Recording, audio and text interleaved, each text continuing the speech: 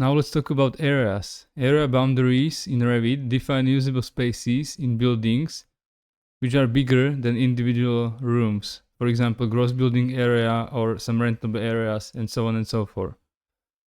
You define areas by drawing them or by picking lines. By default, Revit has two area schemes, which is gross building, which cannot be modified or deleted, and rentable area, which you can edit.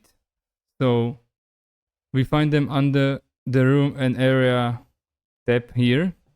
And if I click here and go under area and volume computations, on the next tab you can see area schemes. So this one is my gross building, which as you can see I cannot delete or modify. And the next one is rentable area, which I can delete or modify or do whatever I want with it. If you need a new one, you can just select the new one, area scheme, and place some description here as well. So let's go with the area scheme XXX, and that is the new area scheme which I have created. So now if I need to create an areas, I cannot do them in floor plans or ceiling plans. I have to create a special type of floor plan, which is an area plan. So I can go either here from the area plan, or I can go under the view tab, plan views, and choose area plan. So now we will go with the gross building area from the level 1. So this is the type. You can see I have rentable gross building or my area scheme 1. So I will go with the gross building, select OK, I will leave this to no. And now I have created new area plan of the gross building. So you can see here area plans, gross building area type. So as you can see, this is now without any boundaries, but I can see my rooms in here. So I need to draw my boundaries, and I can do this now here. As you can see, I can use now my area boundary tool, which is something similar as a room separator, and I can just draw my boundaries. So I can either do it like this, and now these are my boundaries, and I can go here under the area and place an area as I would place a room. So you can see if it's outside of these boundaries, it is not enclosed. Inside I have a nice area. Again, I can tag on placement and do everything we have talked about in rooms. So basically areas and rooms are really similar. So I will not talk about many things in detail because I have talked about them before in rooms. So next important thing for the area boundary is that if you are creating it and you are using the pick lines, here you have a settings on the options bar of apply area rules. If I leave this checked and I will select my walls here, my exterior walls, now you can see that it is connected with the wall. And if I move my wall, my area boundary moves with it. So this is nice. If I place my area here, now I got a gross building area. Okay, now there is a setting which is called area type, which is if I select my area, I have here area type. You can see that here I have either gross building area or exterior area to choose from. So what these area types are doing can be found here in my help, in an online help. Me personally, I'm not using them much because they are not that suitable in my country. But you can see here gross building area types is my gross building area is the total constructed area of a building. It is any area inside the outer face of the building's exterior walls. And exterior area has a definition like this. So let's now show the difference or show what this thing, if I go with my area boundary, this apply area rules, what this actually does and what it means. So this apply area rules is the thing that tells that this area boundary line will behave according to the area type rules, which are defined by this area type. So this gross building area has area type rule that it is always measured from the exterior face of the wall. Again, if we go to the online help, here you can find about area type rules, and you can see that the gross building area has a measurement rule that the area boundary is measured to the outside surface of the building. Here, the exterior area type has the rule that the area boundary is measured from the wall center line. So if I go here in my Revit, I select area and change this area type from gross building area to be exterior area. Now you can see that those lines which were created with the apply area rule now change their position based on the area type rules from the exterior area. So they are in the middle of the wall. If I change this back, you can see that it changed accordingly with it.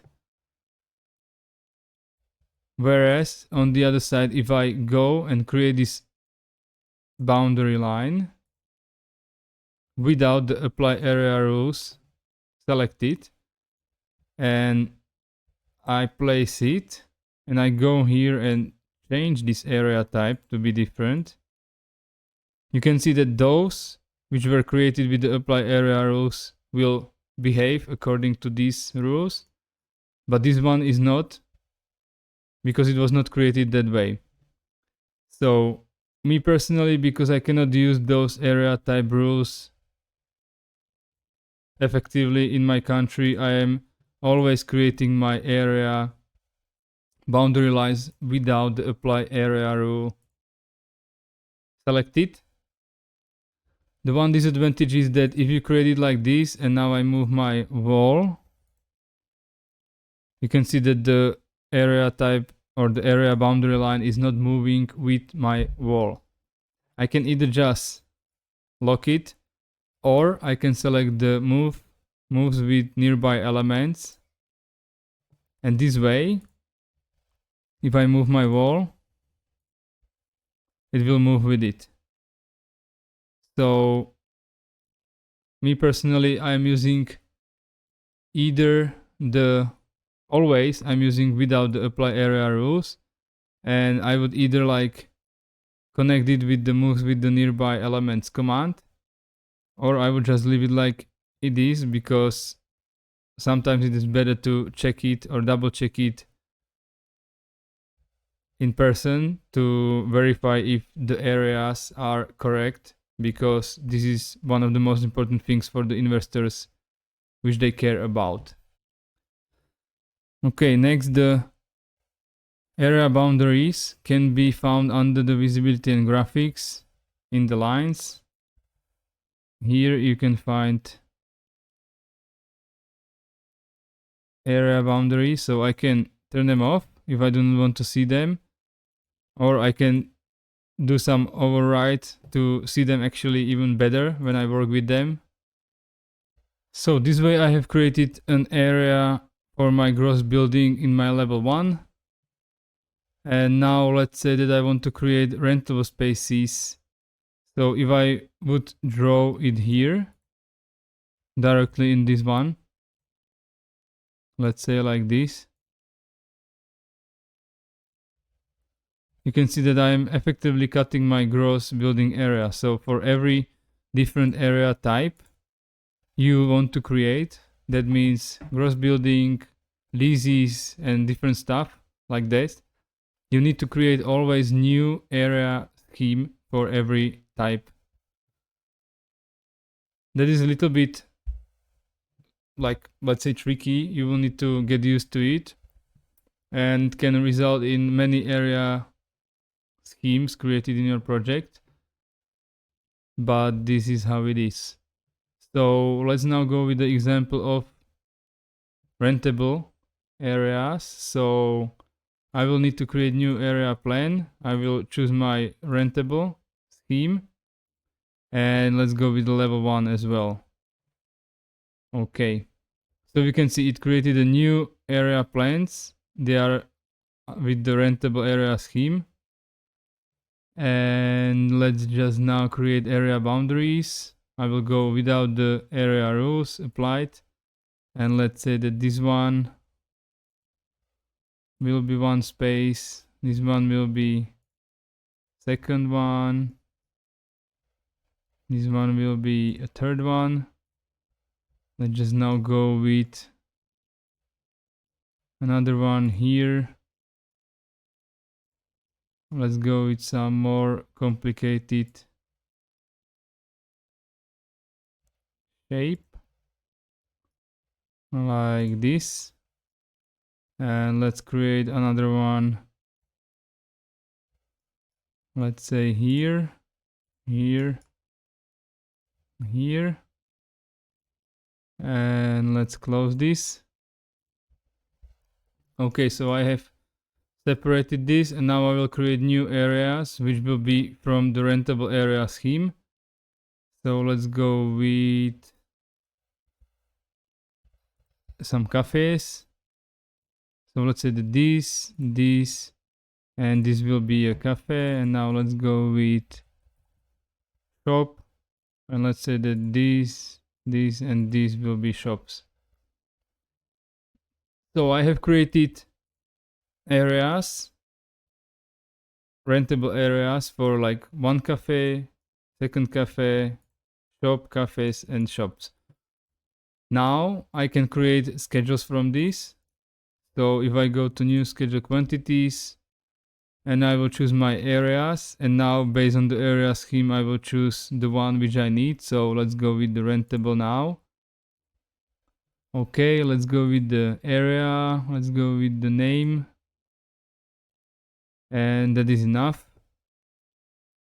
So if I do this, you can see that I have created some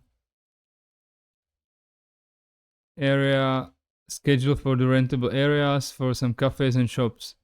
And let's say that your client needs to know the total of cafes and total of shops. I can just sort it out by the name. Let's go with the title count. I will go with the total. And here we will calculate totals.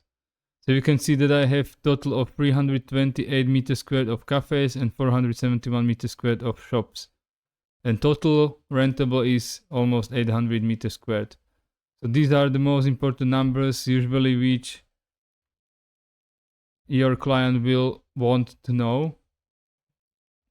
And the same thing as you could do with rooms, you can do here. So you can go and use the color fill legend.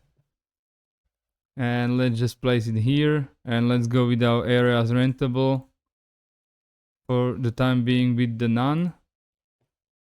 And if we go here into the edit color scheme, and let's just duplicate this one, and let's say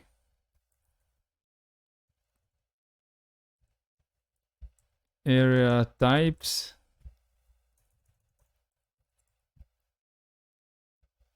and let's go area types, and let's go here with the name. I will change this for you to be better able to see that. So you can see that I have created area types of cafes and shops.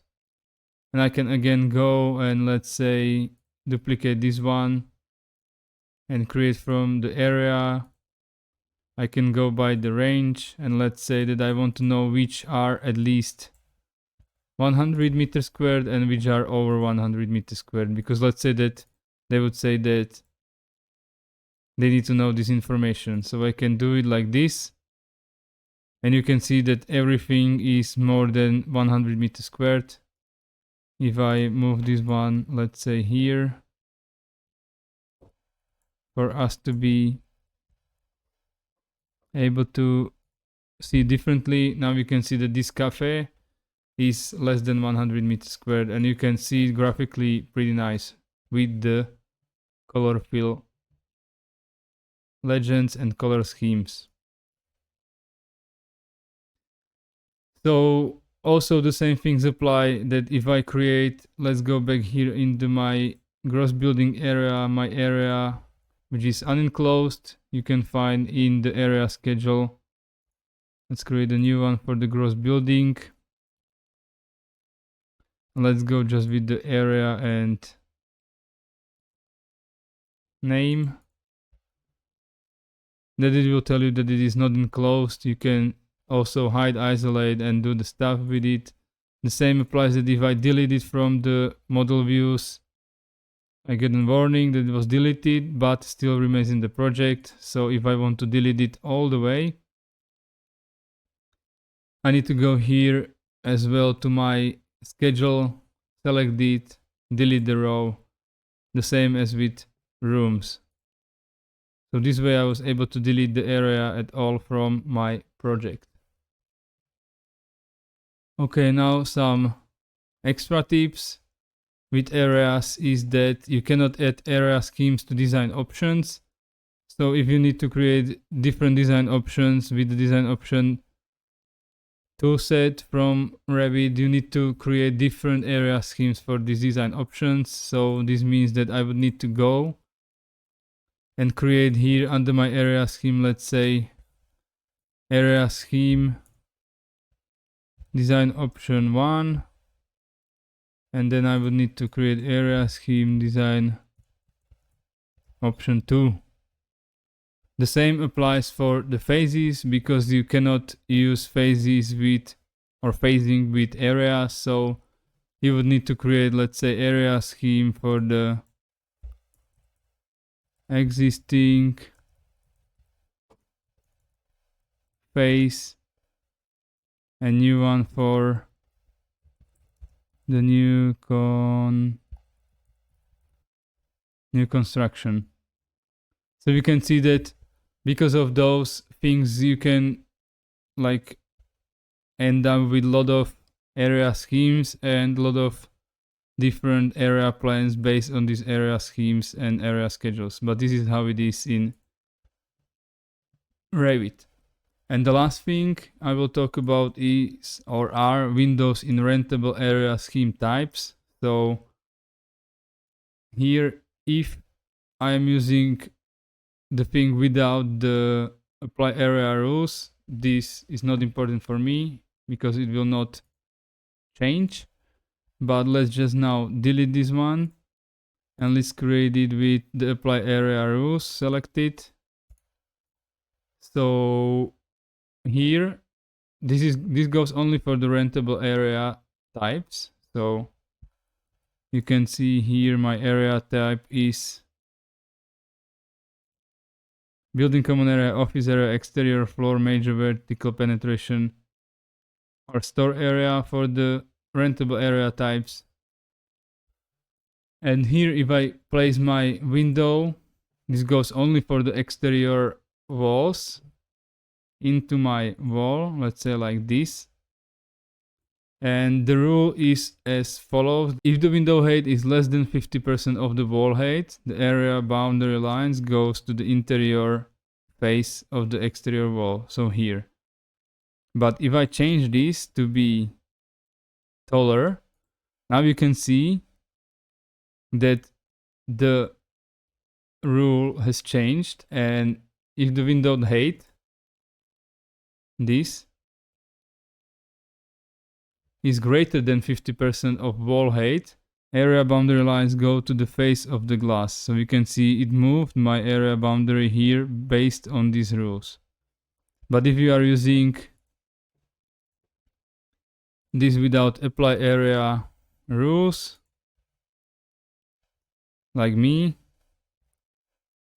I can just draw it and do not care because it will be in the position where I will draw it.